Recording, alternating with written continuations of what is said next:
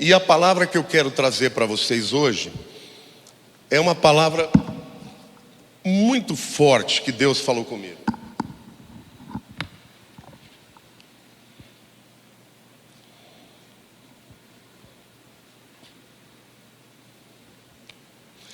Aliás, o tema sobre Deus é um tema relevante no mundo inteiro.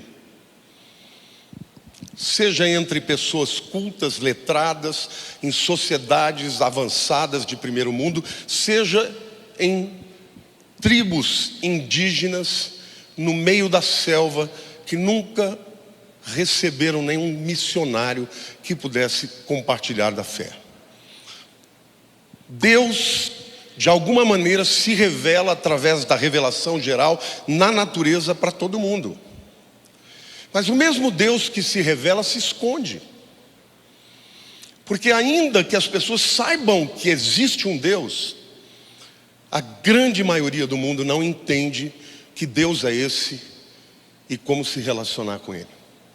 E até mesmo para nós que temos a revelação da Bíblia, que é a palavra de Deus, a gente percebe na conversa com as pessoas que a grande maioria crê na existência de Deus, mas tem um relacionamento com Ele muito truncado.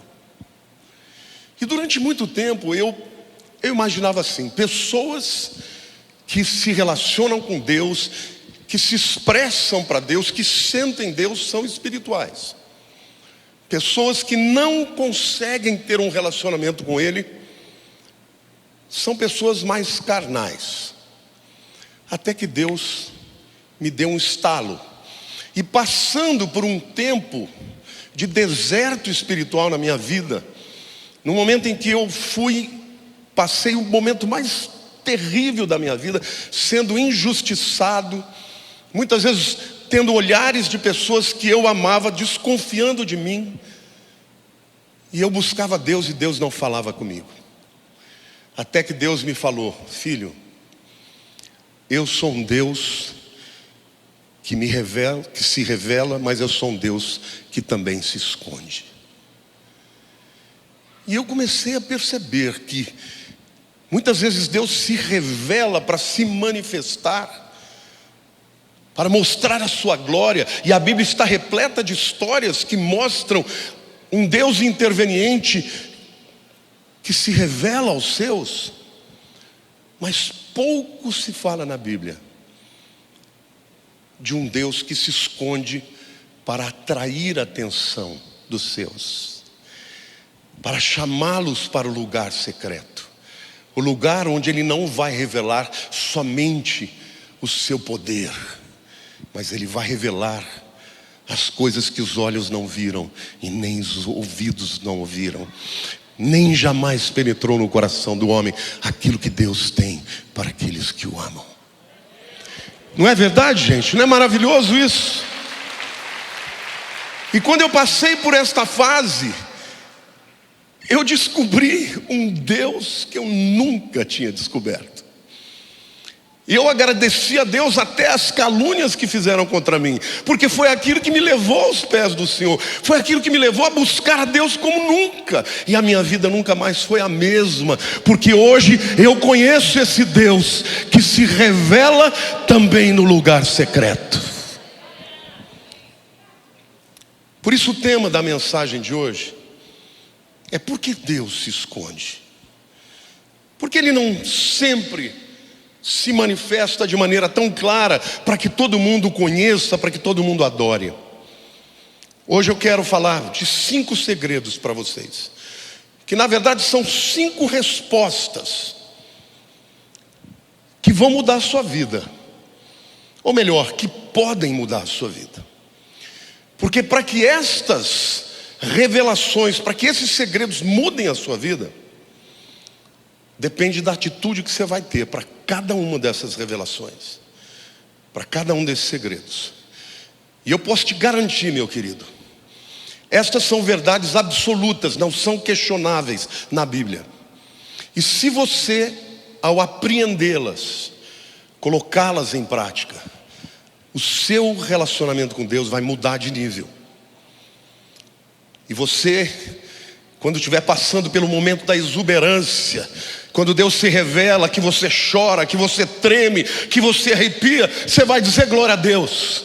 Mas no momento em que Ele se calar, que Ele se esconder, você vai dizer glória a Deus também, porque você sabe que Ele está com você. Glória a Deus. Então eu quero dar para vocês aqui, antes de começar a falar desses cinco segredos, dar um conselho para você. Essa não é uma mensagem para você ouvir uma vez.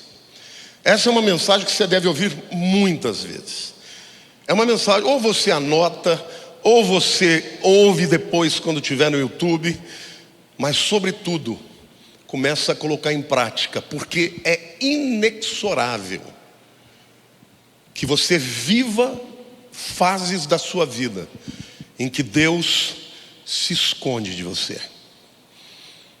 É inexorável. E isso não quer dizer que Ele não te ame, e tampouco quer dizer que Ele não está agindo na sua vida.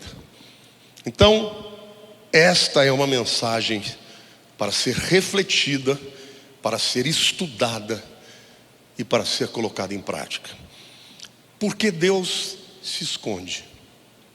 O tema da mensagem. A primeira resposta é: Deus se esconde por causa da sua natureza. Querido, Deus é espírito. Ele não pode ser acessado pela dimensão física. Você não pode ver a Deus com os olhos físicos. A Bíblia diz que as coisas espirituais, inclusive Deus, se discernem espiritualmente. Isaías 45:15 diz assim: verdadeiramente tu és Deus misterioso, ó Deus de Israel, ó Salvador. Esta palavra misterioso no hebraico é satar, que significa aquele que se esconde, aquele que se oculta. Então, literalmente, o profeta Isaías entendeu isso. Ele está dizendo: tu és Deus que se esconde, tu és Deus de mistério, e muitas vezes o Senhor se esconde. Agora, meu querido, quando Deus quer se esconder, não pense que você pode achá-lo sem que Ele permita. Então a primeira verdade que você tem que entender é que não são os mais inteligentes que o acham. Está cheio de gente muito inteligente nesse mundo e que não consegue encontrar a Deus. Não são os mais poderosos, não são os mais ricos que encontram a Deus. Deus não pode ser visto, Deus não pode ser tocado.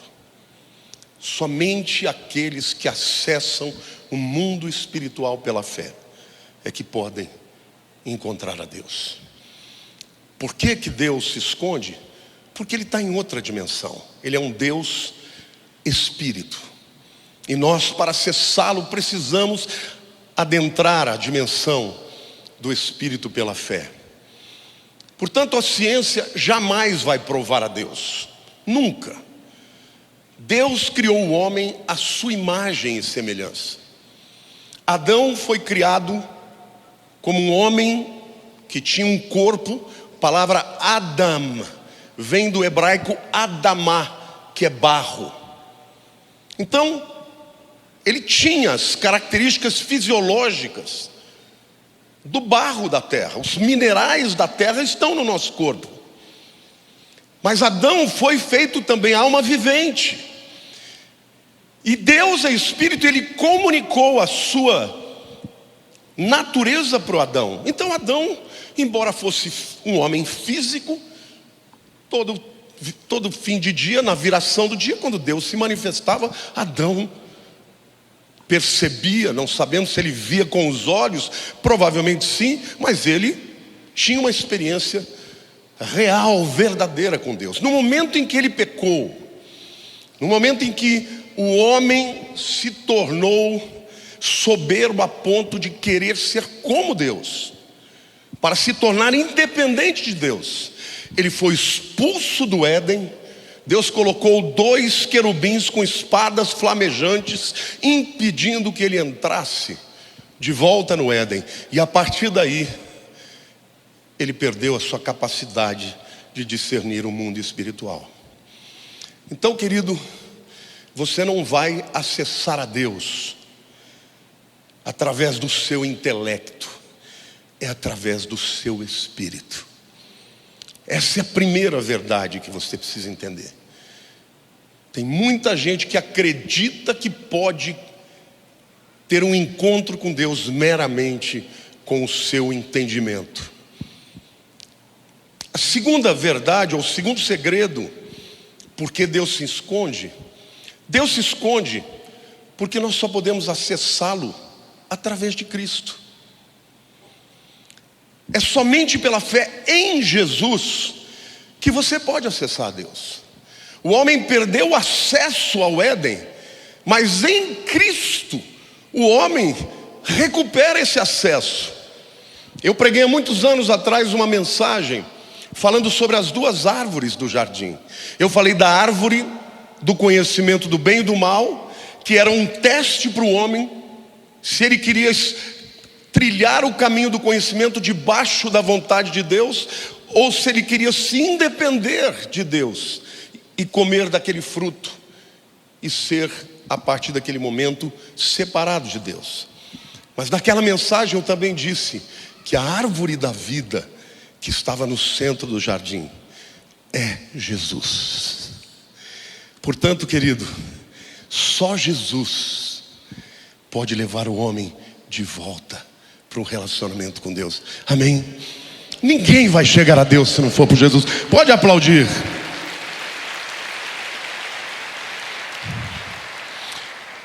Deus falou tanto comigo nesse tempo, lá nos Estados Unidos. E vocês sabem, né? Quando Deus fala comigo eu choro. Porque foi tanta revelação. E João 14,6 diz assim: respondeu-lhe Jesus: eu sou o caminho. Este é um artigo definido, ele não é um dos caminhos, ele é o caminho, ele é a verdade, ele é a vida. Ninguém vem ao Pai senão por mim. Isso significa que nós, quando vamos a Jesus, nós na verdade estamos indo ao Pai, porque ele diz: ninguém vem ao Pai. Agora, na teologia e na pregação muitas vezes do Evangelho, as pessoas usam esse texto para dizer que Jesus é o único caminho para a salvação. E o que Deus me mostrou, queridos, é que de fato é verdade.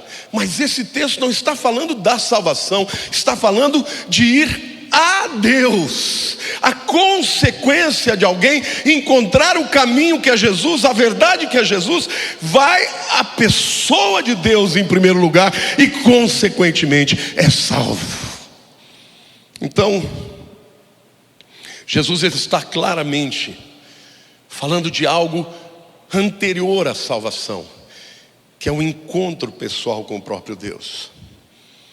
João 14, 8 e 9, Filipe diz assim: Senhor, mostra-nos o Pai, a gente só quer isso. E replicou-lhe Filipe: Senhor, mostra-nos o Pai, isso nos basta. Disse-lhe Jesus: Filipe, há tanto tempo estou convosco e não me tens conhecido? Quem me vê a mim, vê o Pai. Como dizes tu, mostra-nos o Pai. Queridos, Moisés foi um homem que teve experiências extraordinárias com Deus. Certa vez ele estava tão próximo de Deus que ele só faltava uma coisa: ver o rosto de Deus. Então ele chegou para Deus e falou: Deus, mostra-me o teu rosto, eu já tenho tanto de ti, eu já ouço a tua voz. Quando ele sobe no Sinai, ele vê o pé literalmente do trono de Deus. Mas ele queria ver o rosto de Deus. E Deus falou: Moisés, eu não vou te mostrar o meu rosto, porque se você vir o meu rosto, você vai morrer. Mas eu vou fazer diferente. Eu vou te colocar na fenda de uma penha, numa rocha, numa caverna, e eu vou passar e você vai me ver de costas. Só que, gente, Deus é espírito, Deus não tem costas. Esta palavra costas no hebraico, essa também é uma outra revelação tremenda que eu tive ao estudar esse texto no original. A mesma raiz da palavra costas é a raiz da palavra para o futuro. Ahor, que foi traduzido por costas, se escreve igualzinho a har, que é amanhã. Mahar, amanhã. Ahar é depois. Ahor, pela própria definição do dicionário Strong's, quando é usado no sentido temporal, é futuro. Então, na verdade, o que Deus falou para Moisés: Moisés, você não pode ver o meu rosto, mas no futuro você verá. E 1500 anos depois, Jesus sobe o monte Hermon. Quem for comigo a Israel vai chegar no pé dele. Oh glória, onde nasce o Rio Jordão. E ele sobe com os discípulos naquele monte. E de repente que Jesus começa a ser transfigurado. As suas vestes ficam resplandecentes, a luz saía de dentro para fora. E o rosto dele brilhou. E de repente apareceram ali Moisés e Elias. A promessa de Deus se cumpriu. 1500 anos depois, Moisés olha para o rosto de Jesus e ele vê a imagem de Deus.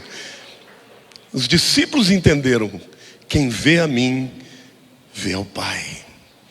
Sabe, queridos, você quer conhecer a Deus? Durante anos da minha vida, eu amava orar para Jesus.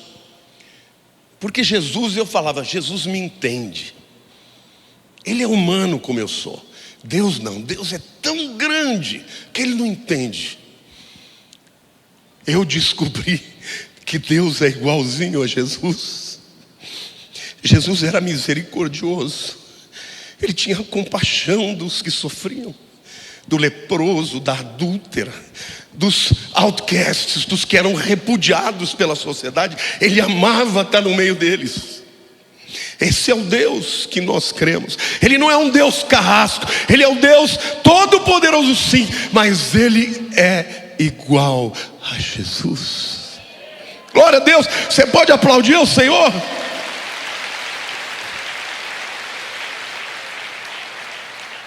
Jesus era alegre, o nosso Deus é alegre. Jesus é bom, o nosso Deus é bom. Sabe, nós precisamos nos livrar da persona que nós criamos para Deus. Porque ao invés de nós descobrirmos a verdadeira identidade de Deus, nós projetamos a identidade que nós fizemos do nosso Pai no Deus e no Pai Celestial.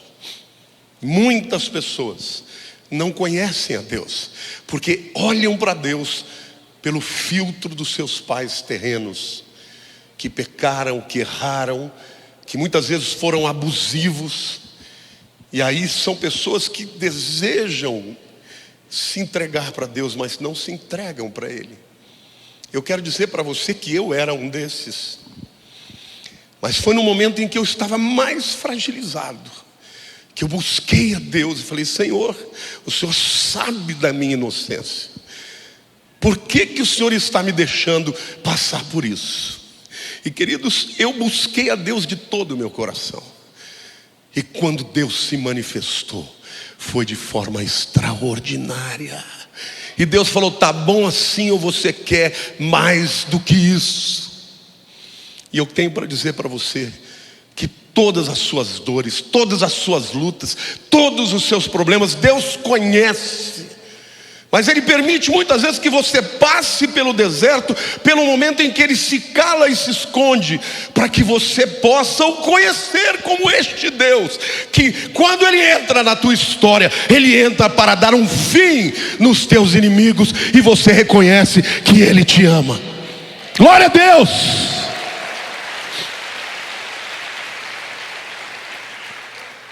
Hoje eu amo orar a Deus nas madrugadas. Eu amo passar um tempo com Ele. Eu amo me lembrar dos livramentos, das vitórias, mas também dos momentos em que eu estive passando por lutas, por injustiças. Então Deus, porque Ele se esconde, porque Ele só pode se revelar através de Jesus. Então, se você que está me vendo aí pela internet, ou se você está presente, se você ainda não entregou a vida para Cristo, você não pode conhecer a Deus. Porque Ele disse para Filipe: quem vê a mim, vê ao Pai. Jesus era amado pelas crianças. As crianças, elas têm uma visão muito mais espiritual e muito mais aberta. As pessoas vão crescendo, elas vão se enchendo de empáfia, de pecados, de arrogâncias, de falsas pretensões. A criança não, ela é pura, ela crê. A criança sabe quando o camarada é bom e quando ele é ruim. Criança e cachorro. Cachorro não gosta de gente ruim. E criança também não gosta. Criança gosta de gente boa. Ela enxerga o que está dentro. Então eu quero dizer para você que Jesus era assim. Jesus era amado pelas crianças. E se você quer conhecer a Deus, você precisa conhecer Jesus. E as Escrituras estão repletas de histórias que revelam o caráter de Jesus e, por conseguinte, o caráter de Deus. A terceira resposta, ou terceiro mistério, por que Deus se esconde? Deus se esconde porque Ele só se revela aos humildes. Gente, foi a arrogância do homem de querer ser como Deus, de querer ser independente de Deus, de afrontar a Deus e a sua palavra, que o tirou de uma relação perfeita. O homem era pleno. E ainda hoje, se tem uma coisa que Deus não suporta, é o arrogante. A Bíblia diz que Deus resiste ao soberbo, mas dá graça ao humilde. Então, nós vivemos num tempo onde as pessoas estão buscando para serem seguras das suas próprias fraquezas, buscando uma falsa estabilidade que vira arrogância.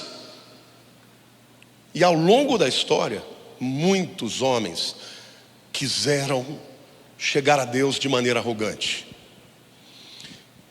Todo mundo conhece a história de Caim e Abel.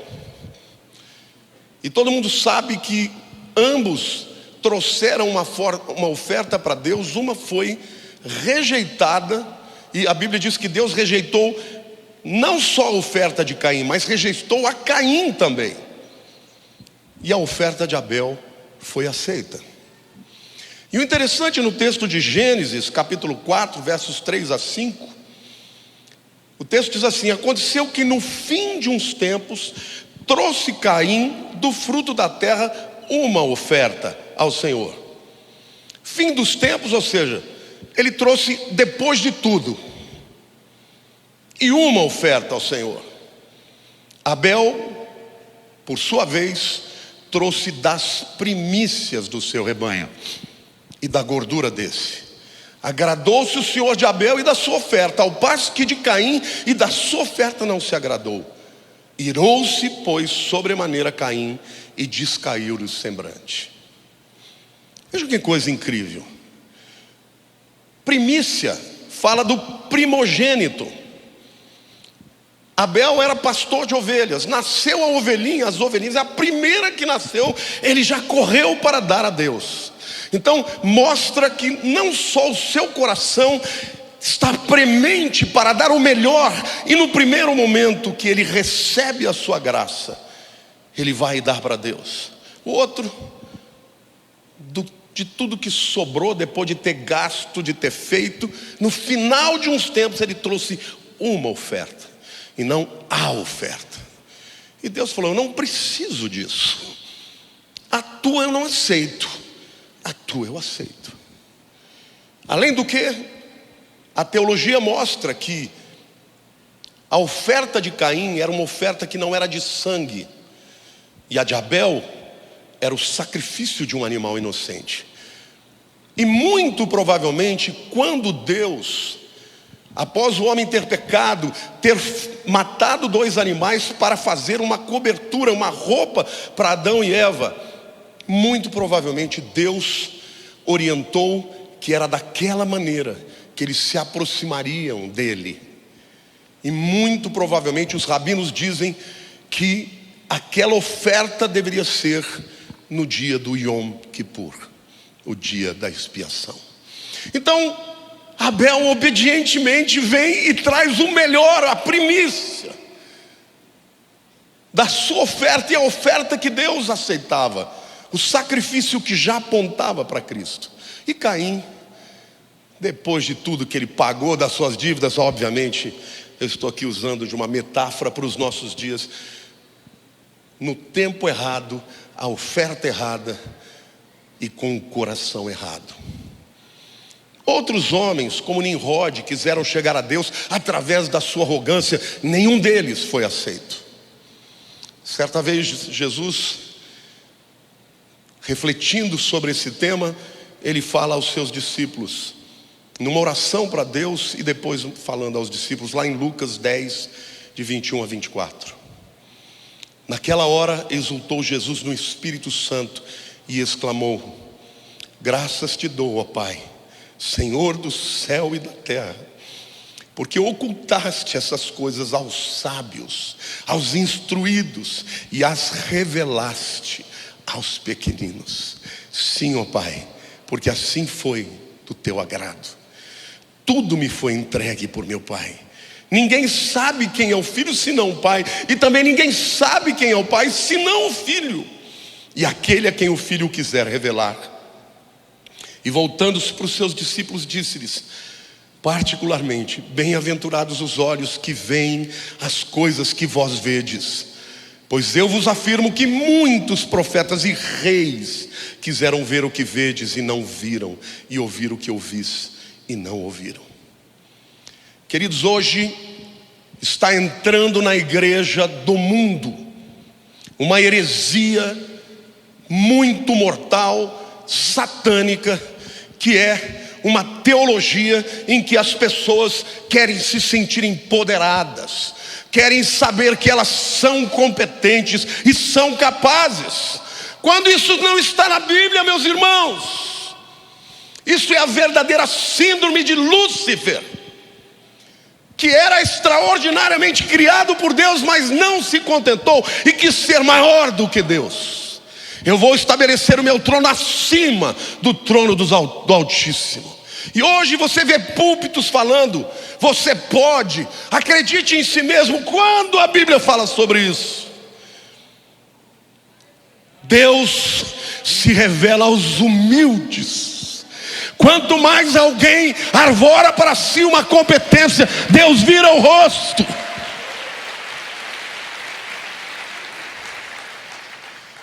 Deus se revela aos humildes. Certa vez os fariseus estavam batendo no peito: graças te damos, Senhor, porque não somos como os pecadores. E os publicanos pecadores diziam: Senhor, tem misericórdia de nós. E Jesus falou assim: quem orou melhor? E quando os fariseus iam dar o seu dízimo, eles davam em moedas pequenas, porque os gasofiláceos eram de bronze, e então as pessoas ouviam um plim, plim, plim, plim, plim, plim. Os fariseus estão ofertando. Jesus disse: o galardão que eles estão tendo é o dos homens, não o de Deus. Querido, você quer que Deus se revele a você? Bota a cara na terra, prostra o rosto no chão e diga: Senhor, perdoa-me, perdoa os meus pecados, porque eu não mereço. E quando você faz isso, o coração de Deus fica conduído, e as portas e as janelas dos céus se abrem. Pode aplaudir, pode expressar, é para o Senhor. Essa é a mentira da serpente. Quanto mais alguém usa o nome de Deus, fala em nome de Deus, e na verdade está ali para revelar quão bom Ele é, ele está trazendo uma teologia maligna. E tem muita gente dentro das igrejas que estão caminhando após essa mentira. Entenda uma coisa, meu irmão: quando Deus tem um grande propósito para a tua vida, você vai experimentar tanto uma temporada em que Ele se revela e que Ele faz e acontece, quanto uma temporada em que Ele se esconde de você. Para quê? Porque muitas vezes Deus, Ele vai te exaltar, mas muitas vezes Ele vai te quebrantar, porque Ele te ama. Então o mesmo Deus que exalta é o Deus que permite que enfrentemos circunstâncias que nos ensinem quem realmente somos. Eu falo para vocês sobre isso com muita tranquilidade, porque eu sempre tive o pecado da arrogância. Era uma marca da minha família inteira, tudo gente inteligente, tudo gente talentosa, mas tudo gente arrogante. Essa coisa de dizer, não, eu não me sinto competente, eu não sinto que eu tenho valor. Gente, eu nunca tive isso na vida. Eu sempre achei que eu era melhor que os outros. Eu me lembro, eu entrei na faculdade de teologia, recém-convertido, eu ouvi alguns professores falar, não sabe nada. Não sabe nada. No segundo ano, eu fui para o banco. Fiquei 1 ano proibido de tocar. 1 ano. Chegou no final do ano, eles me deixaram voltar a tocar, era um piano de cauda maravilhoso no Palavra da Vida. E eu, por uma questão de provar o meu ponto, eu toquei uma música do mundo, em estilo eclesiástico. Eu falei, esse povo é tudo crente, não ouve música do mundo, eu vou tocar a música do mundo. E toquei, bonito, floreei. E todo mundo veio e me abraçou. É isso, Deus está falando com você. E eu lá dentro, seus otários. Isso era o cara que queria ser pastor. O Carlos Oswaldo, que era o meu professor, o que eu mais admirava pela inteligência e competência dele, falou, você está louco? Tocou manhã de carnaval no culto?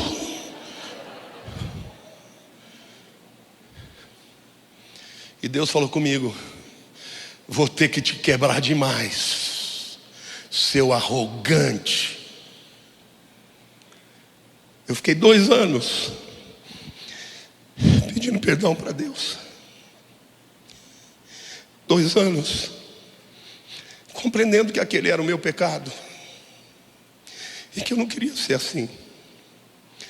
Eu confesso para vocês que ainda hoje eu luto contra isso. Mas todo dia eu boto a cara no pó. Todo dia eu falo, Deus, eu não quero ser assim. Me ensina a ser humilde. O grande apóstolo Paulo, ele entendeu o que é isso. Era um homem preparado, falava o latim, falava o grego, falava o hebraico, conhecia o Velho Testamento de cor. E no entanto, tudo aquilo não serviu para nada, a não ser para ele matar cristãos. Mas ele, quando encontrou a Jesus, Deus transformou o caráter dele. Lá em Filipenses 4, 12 a 13, ele diz assim, tanto sei estar humilhado, como também ser honrado. De tudo, em todas as circunstâncias, já tenho experiência, tanto de fartura quanto de fome. Assim de abundância como de escassez, tudo posso naquele que me fortalece. Ele reconheceu que quando faltou para ele, era Deus tratando, para que ele entendesse que Deus era a provisão dele.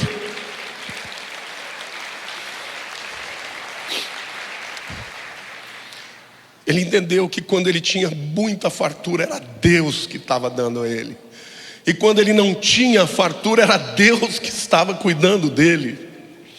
Isso é para você também. O mesmo Deus que exalta é o Deus que derruba a nossa altivez. O apóstolo Paulo teve uma experiência com Deus extraordinária. Ele teve um arrebatamento que ele literalmente viu o céu. E viu tudo que estava lá. E ele escreve em 2 Coríntios 12, 7 a 9, ele diz assim, e para que não me ensoberbecesse com a grandeza das revelações, foi-me posto um espinho na carne, mensageiro de Satanás, para me esbofetear, a fim que eu não me exalte. Por causa disso, 3 vezes eu pedi ao Senhor que o afastasse de mim. Então ele me disse, a minha graça te basta, porque o poder se aperfeiçoa na fraqueza. De boa vontade, pois, mais me gloriarei nas fraquezas, para que sobre mim repouse o poder de Cristo. Então, querido, eu quero dizer uma coisa para você. comece a se humilhar, comece a se quebrantar perante a Deus, porque Ele te ama. E se Ele perceber que você não vai voltar para o prumo, pelo bem, vai ser no açoite. E o açoite é graça também, porque Deus não quer que um filho seu tenha arrogância de achar que ele é a razão porque ele é bem sucedido, porque conquistou, porque as portas se abriram. Querido, Deus quer te abençoar, mas Ele quer que você saiba que é por causa dEle. Então, se você vai se gloriar, glorie-se na sua fraqueza, para que o poder de Deus se aperfeiçoe na sua fraqueza, e que sobre você repouse o poder de Cristo. Jesus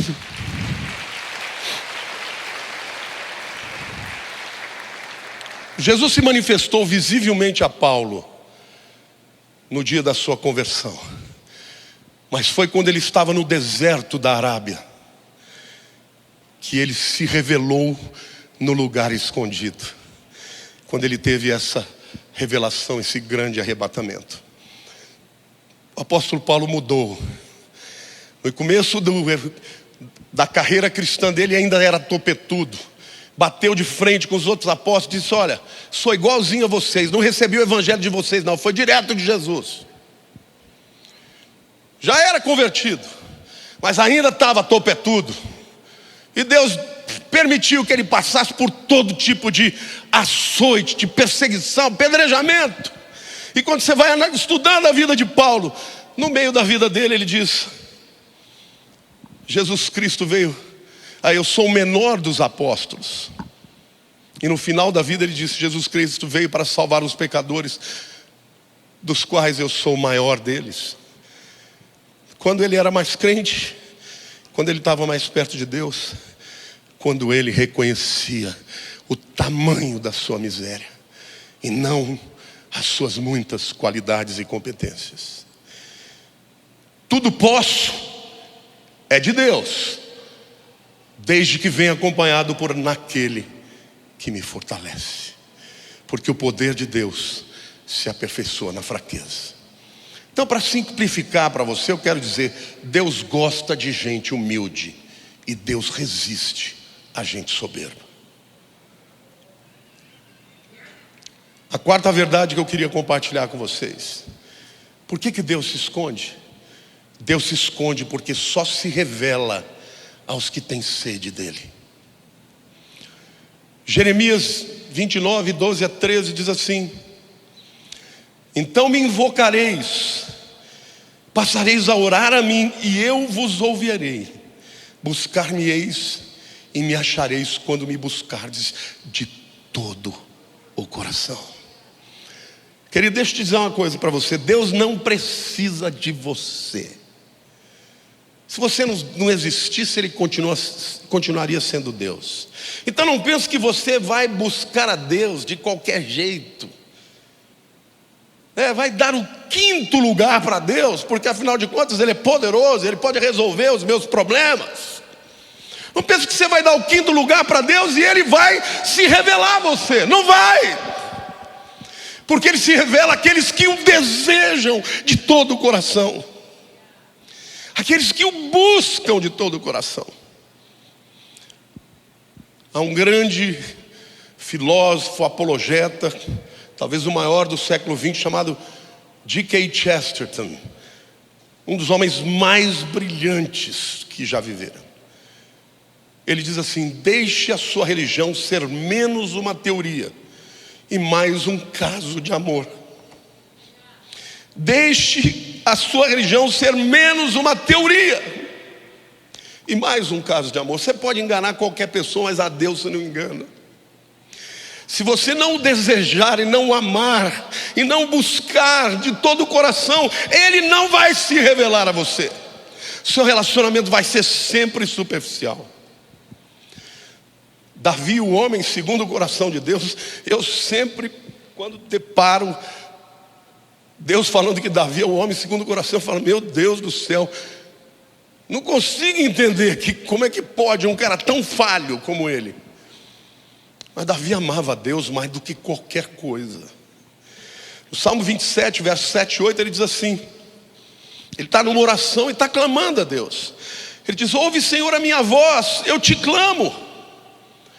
Compadece-te de mim e responde-me. E aí de repente, uma voz falou o coração dele: ao meu coração me ocorre, buscai a minha presença. Buscarei, pois, Senhor, a tua presença. Quer dizer, ele está lá buscando a Deus, está pedindo: Senhor, você não vai se compadecer de mim? E ele ouve dentro dele uma voz dizendo: me busca a minha presença. E ele diz: tá bom, eu já estou te buscando, mas vou buscar a tua presença ainda mais.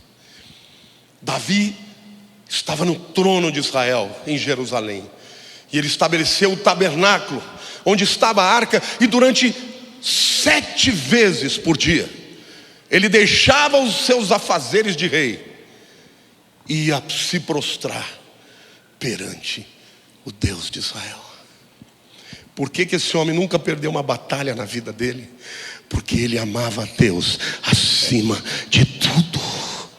O mundo não precisa de uma religião, o mundo precisa de uma legião de apaixonados que aproximem a glória de Deus e um grande avivamento pelo amor e pela sede de Deus.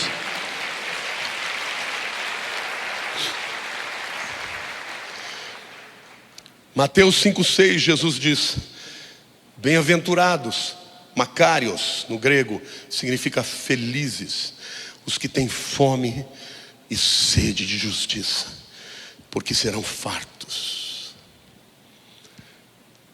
Quanto você ama a Deus? Quanto tempo você gasta com Ele por dia em oração? Estudando a palavra, ouvindo mensagens, louvando, adorando, colocando cânticos de adoração. Quantos fazem isso diariamente? Porque, querido, se você ama a Deus, você não vai tornar o seu Deus um Deus que você o visita, o busca uma vez por mês, 2 vezes por mês, uma vez por semana. Não, é todo dia. Quando você levanta da cama, você fala: Deus, eu estou aqui. Eu estou aqui. Os cultos de oração são sempre os cultos menos frequentados, porque as pessoas não têm paixão por Deus. Deus quer ser amado desse jeito. Eu me lembro que eu ainda não namorava a Lília, e nós fizemos uma viagem missionária, até o Dadinho estava nessa viagem. Nós fomos para a cidade de Jales. E naquele tempo eu era magro, acredite se quiser, cabeludo, loiro, bonito. A mulherada caía matando. Então naquela cidade de Jales tinha umas 5 atrás de mim. Foi Jales, né? Você é de Jales? Cidade boa. E eu tocava, né? Eu estava com a equipe, tocava, balançava o cabelo, jogava chave para a moçada. E eu tinha convidado a Lília, e a Lília simplesmente sumiu. Ficou com a Leni, filha da pastora Edith. E uma hora eu falei: escuta, por que você está sempre longe de mim? Ela falou: tem tanta mulher do teu lado, eu não vou ser mais uma delas, não.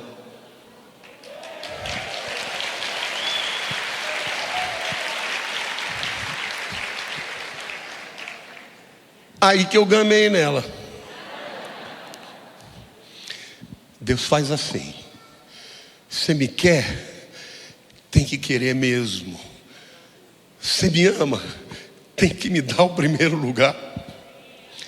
Porque se me der o primeiro lugar para mim, vai ter tudo. Eu vou me revelar para você. Eu vou te revelar os lugares escondidos do mundo espiritual.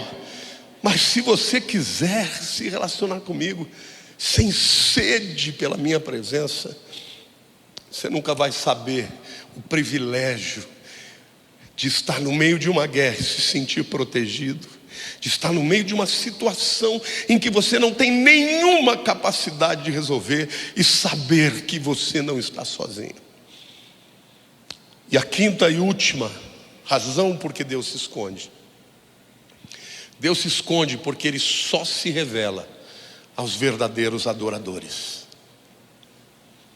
João 4, 23 e 24 retratam aqui a conversa que Jesus teve com aquela mulher samaritana, uma mulher cheia de pecados, mas que tinha o desejo de saber onde de fato se podia encontrar a Deus e o adorar. E Jesus disse para ela: mas vem a hora, e já chegou, em que os verdadeiros adoradores adorarão o Pai em espírito e em verdades, porque são estes que o Pai procura para seus adoradores. Deus é espírito, e importa que os seus adoradores o adorem em espírito e em verdade. Queridos, o mundo inteiro procura Deus, mas Deus procura os verdadeiros adoradores. Não é maravilhoso? Cadê você? Eu estou aqui, Senhor. Eu estou te procurando. Eu quero a tua adoração. Aplauda o Senhor. Deixe Deus fazer isso na tua vida. A verdadeira adoração não tem nada a ver com rituais, não tem nada a ver com uma expressão de religiosidade. A verdadeira adoração tem a ver com um desejo mais profundo e mais sincero de estar com Ele, e de estar com Ele reconhecendo a grandeza que Ele é e a nossa pequenez. Maria, irmã de Lázaro, chegou nesse nível de adoração. Um dia Jesus tinha ressuscitado o seu irmão, e um dia ele estava lá com eles, como sempre esteve, porque Jesus ficava em Betânia toda vez que ele vinha da Galileia para Jerusalém. Hoje Betânia é um bairro de Jerusalém, muito perto. E ela, enquanto Jesus estava lá, ela trouxe um perfume que muito provavelmente ela tinha recebido de herança. Um perfume que era, na verdade, tinha o valor de 300 dias de salário de um trabalhador, 300 denários. E ela derrama sobre os pés de Jesus e o adora, entregando aquilo que era mais precioso para ela. Judas, olhando aquilo, falou: podia ter vendido esse perfume para dar para os pobres. Jesus falou: os pobres vocês sempre vão ter no mundo.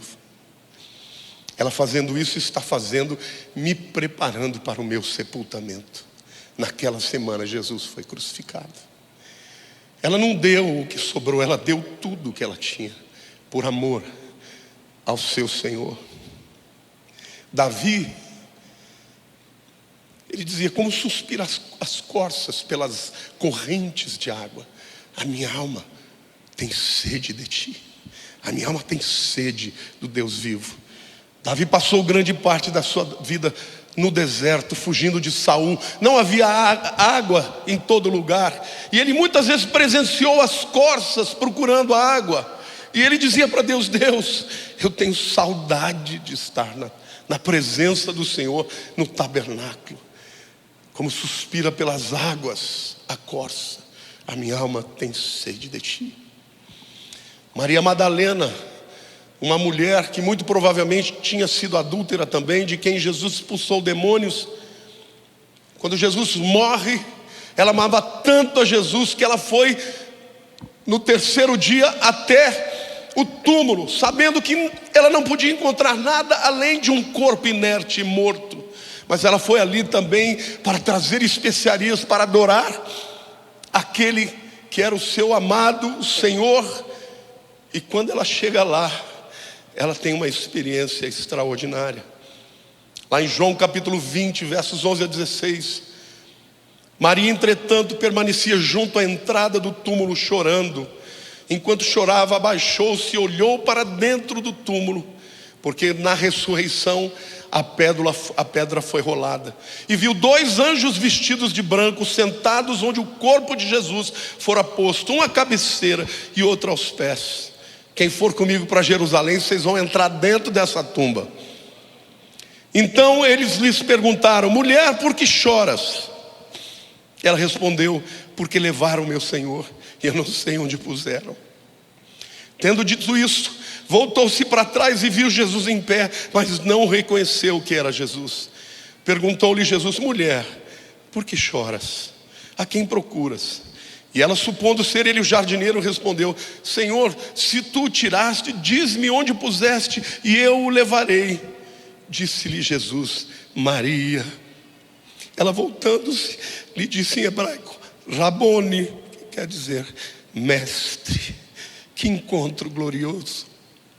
E ela se lança aos pés de Jesus em adoração. Eu concluo essa mensagem citando mais uma vez G.K. Chesterton. Ele disse certa vez: na beira de um precipício, só há uma maneira de seguir adiante: dar um passo para trás. Na beira de um precipício, só há uma maneira de seguir adiante, que é dar um passo para trás, porque senão a vida termina. A Bíblia chama isso de arrependimento, de mudança de mente. Ele também disse: uma coisa morta pode ir com a corrente, somente uma coisa viva pode ir contra ela. Uma coisa morta pode ir com a corrente, somente uma coisa viva pode ir contra ela. Nós vivemos num mundo onde Satanás está se levantando como nunca e ao mesmo tempo como sempre, tentando levar o homem à arrogância de achar que pode viver a revelia de Deus, de achar que pode se comparar a Deus. E o caminho desta queda é o caminho em que o homem se sente engrandecido, valorizado. Queridos, Deus te ama.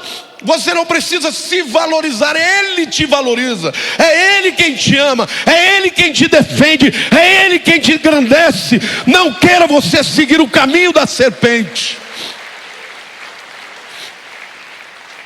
Quando alguém está na beira de um precipício, só há um passo adiante, que é caminhar para trás. Arrependimento.